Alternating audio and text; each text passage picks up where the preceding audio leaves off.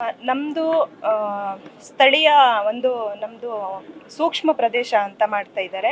ಹಾಗೂ ಕಸ್ತೂರಿ ವರದಿ ರಂಗನ ಪ್ರಕಾರ ನಮಗೆ ಏನಾಗ್ತಿದೆ ಅಂದರೆ ಹಲವು ಸೌಲಭ್ಯಗಳನ್ನು ನೀಡಲ್ಲ ಅನ್ನೋದು ಒಂದು ಜನರ ಒಂದು ಭಯ, ಮತ್ತು ಅವರು ಇನ್ನು ಸೌಲಭ್ಯಗಳು ನೀಡಬೇಕು ಅನ್ನೋದೇ ನಮ್ಮ ಒತ್ತಾಯ. ಯಾಕಂದರೆ ಕೃಷಿ ಮಾಡೋಂತಹ ಜನಗಳು, ಕೃಷಿನೇ ನಂಬ್ಕೊಂಡಿರೋ ಅಂಥವ್ರು, ನಾವು ಗಿಡಕ್ಕೆ ಯಾವುದೇ ಒಂದು ಪೋಷಕಾಂಶಗಳನ್ನು ಕೊಡ್ದೇ ನಾವು ಬೆಳೆಗಳನ್ನು ಬೆಳೆದು ಅದರಿಂದ ನಾವು ಆದಾಯ ಗಳಿಸ್ಬೋದು ಅನ್ನೋದು ತಪ್ಪು. ಯಾಕಂದರೆ ನಾವು ಒಂದು ಗಿಡ ನೆಟ್ಟಾಗ ಅದು ಬೆಳೆದೇ ಇದ್ದರೆ ನಮಗೆ ಯಾವುದೇ ಸಹ ಫಸಲು ಸಿಗಲ್ಲ. ಹಾಗಾಗಿ ಅದಕ್ಕೆ ತಕ್ಕಂತಹ ಬೆಳೆಗೆ ತಕ್ಕಂತಹ ನಮಗೆ ಬೆಲೆ ಸಹ ಸಿಗ್ತಾ ಇಲ್ಲ. ಹಾಗಾಗಿ ನಮ್ಮ ಒತ್ತಾಯ ಏನಂದರೆ ಸೂಕ್ಷ್ಮ ವಲಯವನ್ನಾಗಿ ಗುರುತಿಸಬಾರ್ದು. ಹಾಗೂ ಕೃಷಿ ರೈತರೇ ಬೆನ್ನೆಲುಬು ನಮ್ಮ ದೇಶದ್ದು ಅಂತ ಹೇಳ್ತಾರೆ. ಆದರೆ ರೈತರನ್ನೇ ಸಹ ನಾವು ಯಾವಾಗಲೂ ಸಹ ಗುರುತಿಸಿ ರೈತರಿಗೆ ಅನ್ಯಾಯ ಆಗೋ ರೀತಿ ನಡ್ಕೊತಾ ಇದ್ದಾರೆ.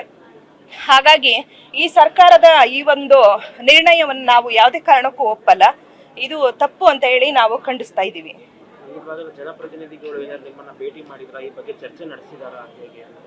ಜನಪ್ರತಿನಿಧಿಗಳು ಅನ್ನೋದಕ್ಕಿಂತ ಸಾರ್ವಜನಿಕರು ಅವರ ಸ್ವಯಂ ಪ್ರೇರಿತವಾಗಿ ಎಲ್ಲರೂ ಸಹ ಇವತ್ತು ಆಗಮಿಸ್ತಿದ್ದೀವಿ. ಹಾಗಾಗಿ ನಮ್ಮ ಒಗ್ಗಟ್ಟು ಇದೇ ರೀತಿ ಇರಬೇಕು. ಹಾಗೂ ಅಧಿಕಾರಿಗಳು ಮತ್ತು ರಾಜಕಾರಣಿಗಳು ಇನ್ನೂ ಸಹ ನಮಗೆ ಯಾವುದೇ ಥರದ ಒಂದು ಮಾಹಿತಿಯನ್ನು ನೀಡಿಲ್ಲ. ಹಾಗಾಗಿ ನಾವು ಈ ರೀತಿ ಸೂಕ್ಷ್ಮ ವಲಯ ಅನ್ನೋದು ಅವ್ರಿಗೆ ಬೇಕಾದಂಗೆ ಮಾಡೋದನ್ನ ನಾವು ಯಾವುದೇ ಕಾರಣಕ್ಕೂ ಒಪ್ಪಲ್ಲ, ಖಂಡಿಸ್ತೀವಿ. ಇದನ್ನು ಇದೇ ರೀತಿ ನಡೆದ್ರೆ ಇನ್ನು ಮುಂದೆ ಸಹ ಇದಕ್ಕಿಂತ ದೊಡ್ಡ ಪ್ರತಿಭಟನೆ ಹಾಗೂ ಇದಕ್ಕಿಂತ ಹೆಚ್ಚಾಗಿ ಸರ್ಕಾರದ ವಿರುದ್ಧ ಹೋರಾಟ ಮಾಡೋಕ್ಕೆ ನಾವು ಯಾವತ್ತೂ ಸಹ ರೆಡಿಯಾಗಿದ್ದೀವಿ. ಕಸ್ತೂರಿರಂಗನ್ ವರದಿಯಿಂದ ಕೇಂದ್ರ ಪರಿಸರ ಮತ್ತು ಇಲಾಖೆಯವರು ಕಸ್ತೂರಿರಂಗನ್ ತರಬೇಕು, ಇದರಿಂದ ಅನುಕೂಲ ಆಗ್ತದಂತ ಅವರ ಒಂದು ಅನಿಸಿಕೆ ಇರ್ಬೋದು. ಆದರೆ ರೈತರು, ಕೂಲಿ ಕಾರ್ಮಿಕರಿದ್ದಾರೆ, ಪ್ರತಿಯೊಂದು ವಿಚಾರದಲ್ಲಿ ರಾಜಕೀಯದವ್ರು ಹೇಳ್ತಾರೆ ರೈತರು ನಮ್ಮ ಬೆನ್ನೆಲುಬು ಅಂತಾರೆ. ಆದರೆ ಬೆನ್ನೆ ಮುದ್ದು ಕೂರಿಸಿದಾಗ ರೈತರು ಎಲ್ಲಿಗೆ ಹೋಗ್ಬೇಕಾಗುತ್ತೆ ಹೇಳಿ? ಅದಕ್ಕೋಸ್ಕರ ಕಸ್ತೂರಿರಂಗನ್ ಬೇಡ. ರೈತರು ನಮ್ಮ ಸರ್ಕಾರದ ಬೆನ್ನೆಲುಬು ಹೌದು. ಆ ಬೆನ್ನೆಲುಬು ಉಳಿಲಿ ಅಂತ ನಮ್ಮ ಒಂದು ಅನಿಸಿಕೆ. ಇದರಿಂದ ಈ ಭಾಗದಲ್ಲಿ ಎಷ್ಟು ಗ್ರಾಮಗಳಿಗೆ ಸಮಸ್ಯೆ ಆಗ್ತದೆ? ನಮ್ಮ ಗ್ರಾಮ ಪಂಚಾಯತ್ ಅಲ್ಲ, ನಾವು ಗ್ರಾಮ ಪಂಚಾಯತಿ ವ್ಯಾಪ್ತಿ ಹೋರಾಟ ಮಾಡ್ತಾಯಿದ್ದೀವಿ. ಇಂಥ ಸಾವಿರಾರು ಗ್ರಾಮ ಪಂಚಾಯತಿ ಇರ್ಬೋದು. ಆದರೆ ನಮ್ಮ ಗ್ರಾಮ ಪಂಚಾಯತಿ ಮೇಜರಾಗಿ ಒಂದು ಇದು ತೊಂದರೆ ಆಗ್ತಿದೆ ಅಂತ ಅನ್ನಿಸ್ತದೆ. ಜನಪ್ರತಿನಿಧಿಗಳು, ಶಾಸಕರು, MP ಗಳು ಏನಾದ್ರು ಬಂದು ನಿಮ್ಮನ್ನ ಸಂತೈಸೋ ಕೆಲಸ ಮಾಡಿದ್ರ? ನಾವು ಬೆನ್ನಿಗಿದ್ದೀವಿ ಇಲ್ಲ, MLA ಅವ್ರಿಗೆ ಹೇಳಿದ್ದೀವಿ, MP ಅವ್ರಿಗೆ ಹೇಳಿದ್ದೀವಿ. ಆದರೆ ರೀಸೆಂಟಾಗಿ ಹೇಳಿರೋದು. ಆದರೆ ಮುಂದೆ ಯಾರು ಬರಲಿ ಅಂತ ನಮ್ಮ ಒಂದು ಬೇಡಿಕೆ ಇದೆ, ಬರ್ತಾರ ಅಂತ ಒಂದು ನಂಬಿಕೆನೂ ಇದೆ. ಮುಂದೆ ಯಾವ ರೀತಿ ಹೋರಾಟ ಮಾಡ್ತೀವಿ? ಈ ಹೋರಾಟ ನಾವು ಗ್ರಾಮ ಪಂಚಾಯತಿಯಿಂದ ಶುರು ಮಾಡಿದ್ದೀವಿ.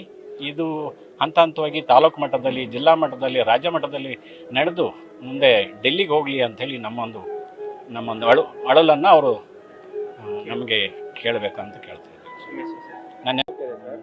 ಯಾವ ರೀತಿ ವಿರೋಧ ಮಾಡ್ತೀರಾ?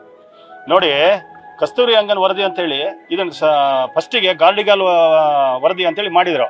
ಗಾರ್ಡಿಗಾಲ್ ವರದಿ ಮಾಡಿಬಿಟ್ಟು 2011ರಿಂದ 12 ತನಕ ಅದು ಮಾಡಿ 10ರಿಂದ ಸ್ಟಾರ್ಟ್ ಆಗಿ 11ರಿಂದ 12 ಕೊಟ್ಟರು. ಇದನ್ನು ಕೇಂದ್ರ ಸರ್ಕಾರಕ್ಕೆ ಕಳಿಸಿದರೆ ಕೇಂದ್ರ ಸರ್ಕಾರದವರು ಅದನ್ನು ಅವ್ರ ವರದಿ ಸರಿ ಇಲ್ಲ ಅಂತ ಅವರು ಗಾರ್ಡಿಗಾಲ್ ವರದಿ ಮಾಡಿದ್ದು ರೈತರಿಗೆ ಮತ್ತು ಬಡ ಕೂಲಿ ಕಾರ್ಮಿಕರಿಗೆ ಮತ್ತು ಊರವರಿಗೆ ಯಾವುದೇ ತೊಂದರೆ ಇಲ್ಲದೇ ಇಲ್ಲಿ ಬಂದು ಅದನ್ನು ವರದಿ ಸಲ್ಲಿಸಿದ್ರು.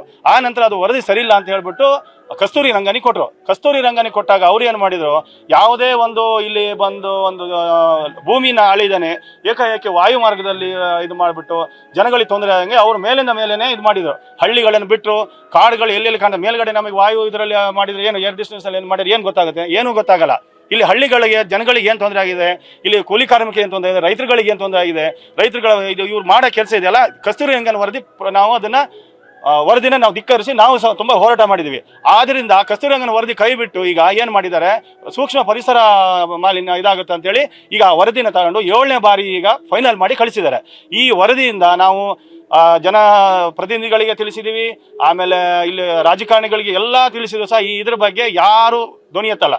ಇಲ್ಲಿ ರೈತರುಗಳ ಪರಿಸ್ಥಿತಿ ಏನಾಗಿದೆ, ಕೂಲಿ ಕಾರ್ಮಿಕ ಪರಿಸ್ಥಿತಿ ಏನಾಗಿದೆ, ಇಲ್ಲಿ ಒಂದು ನೋಡಿ, ಈ ವರದಿಗಳು ಬಂದರೆ ನಾವು ಮರ ಕಡಿಯಂಗಿಲ್ಲ, ಗಿಡ ಹಾಕಂಗಿಲ್ಲ, ಕಾಫಿ ಗಿಡ ನಡಂಗಿಲ್ಲ, ಆಮೇಲೆ ಗೊಬ್ಬರ ಹಾಕಂಗಿಲ್ಲ, ಆಮೇಲೆ ನಾವು ಕಾಡು ಒಳಗೆ ಕಾಳು ಹಾಕಂಗಿಲ್ಲ, ಆಮೇಲೆ ಒಂದು ಗಿಡ ಕಸಿ ಮಾಡಂಗಿಲ್ಲ.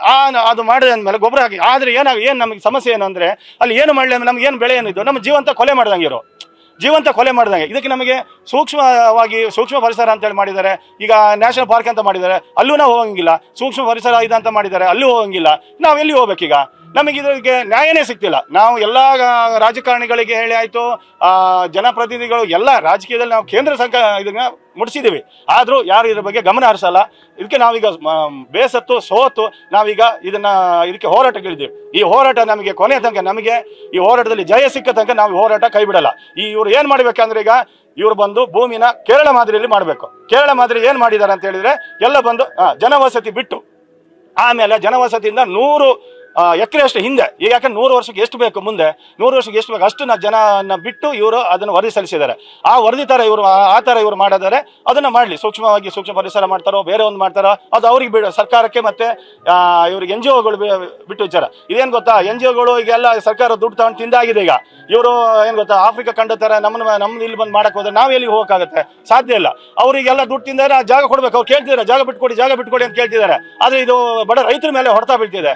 ಅದರಿಂದ ದಯವಿಟ್ಟು ಇದನ್ನೆಲ್ಲ ಅವರು ಬದಿಗಿಟ್ಟು ಇಲ್ಲಿ ಬಂದು ರೈತರುಗಳ ಒಂದು ಕಷ್ಟನ ನೋಡ್ಬಿಟ್ಟು ಇಲ್ಲಿ ಏನಾಗಿದೆ ಭೂಮಿನ ನಿಯತ್ತಾಗಿ ಯಾರು ಕೆಲಸ ಮಾಡಿದ್ದಾರೆ ಏನು ಮಾಡಿದ್ದಾರೆ ಅದನ್ನು ನೋಡ್ಬಿಟ್ಟು ನಮಗೆ ಇನ್ನು 100 ವರ್ಷಕ್ಕೆ ಎಷ್ಟು ಬೇಕೋ ಅಷ್ಟು ಜಾಗನ ಬಿಟ್ಟು ಮುಂದೆ ಏನು ಮಾಡ್ಬೇಕು ಇವರು ಮಾಡಲಿ. ಇಲ್ಲ ನಾವು ಇದು ಮುಂದೆ ಉಗ್ರವಾದ ಹೋರಾಟ ಮಾಡ್ತೀವಿ. ನಾವು ಇದನ್ನ ಕೊನೆ ಹಂತ ತನಕ ಬಿಡೋದಿಲ್ಲ ನಾವು.